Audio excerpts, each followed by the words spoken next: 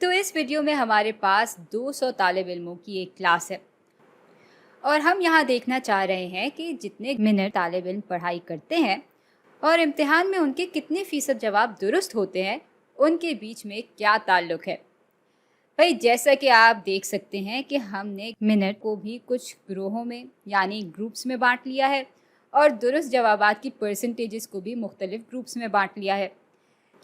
तो इन 200 तालिब इल्मों से पूछा जाता है कि उन्होंने कितने मिनट पढ़ाई की और फिर इम्तिहान में वो कितनी परसेंटेज से पास हुए। और फिर इस सारी मालूमात को हमने यूं खानों की मदद से दिखा दिया और यूं हमारे पास एक तरह से दो तरफा टेबल बन जाता है, क्योंकि हम इन खानों को यूं भी पढ़ सकते हैं और यूं भी पढ़ सकते हैं, या इसको हम जॉइंट डिस्ट्रीब्यूशन भी कह सकते हैं।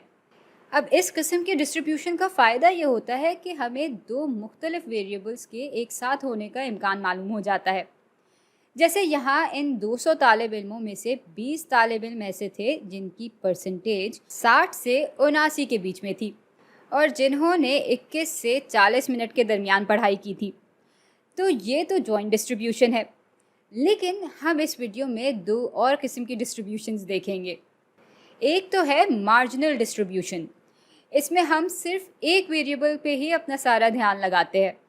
मिसाल के तौर पे अगर हम इस वेरिएबल पे गौर कर रहे हैं तो इन खानों में हमें पता चल रहा होगा कि इन सब ग्रुप्स में कितने कितने लोग हैं। जैसे यहाँ 200 तालिब इल्मों में से 40 तालिब इल्मों ने इम्तिहान में 80 से 100 के दरमियान परसेंटेज ली, वगैरह वगैरह। अच्छा, अब मार्जिनल डिस्ट्रीब्यूशन को हम आदाद की शक्ल में भी दिखा सकते हैं और परसेंटेज की शक्ल में भी दिखा सकते हैं।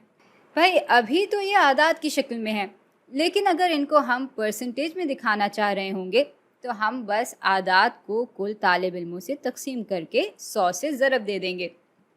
मिसाल के तौर पे इसकी परसेंटेज हो जाएगी 40/200 ज़रब 100 यानी 20% के बराबर।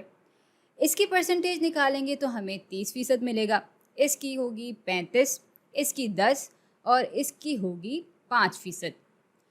अच्छा, अब अगर हम इस वेरिएबल के बजाय इस वेरिएबल पर गौर करें तो बिल्कुल ऐसे ही हम इसकी मार्जिनल डिस्ट्रीब्यूशन भी कर सकते हैं, लेकिन उस सूरत हाल में सिर्फ हम इन ग्रुप्स और इन खानों को ही देखेंगे। तो इससे हमें मालूम हो रहा है कि मिसाल के तौर पे 200 में से कुल 14 लोग 0 से 20 मिनट तक पढ़ाई करते हैं, वगैरह वगैरह। और आप चाहें तो इस चीज़ को परसेंटेज की शक्ल में भी दिखा सकते हैं। परसेंटेज में दिखाने के लिए इस दफ़ा भी बस इन आदाद को अलग अलग 200 से तकसीम करके 100 से ज़रब देना होगा और यूँ आपका काम बन जाएगा। अच्छा, अब आते हैं तीसरी किस्म की डिस्ट्रीब्यूशन पे। ये है कंडीशनल डिस्ट्रीब्यूशन। इसमें होता ये है कि हम एक मखसूस ग्रुप पे गौर करते हैं और यूँ हमें दूसरे वेरिएबल के बारे में भी कुछ मालूमात मिल जाती है। चलें एक मिसाल ले लेते हैं।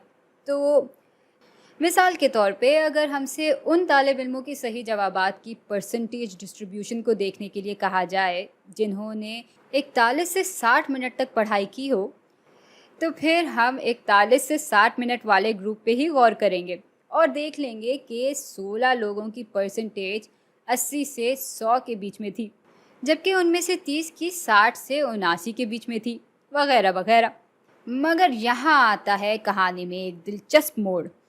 भाई इसको अगर हम परसेंटेज की शक्ल में देखना चाहें तो हम इन आदाद को 200 से नहीं बल्कि 86 से तकसीम करेंगे और फिर 100 से ज़रब देंगे।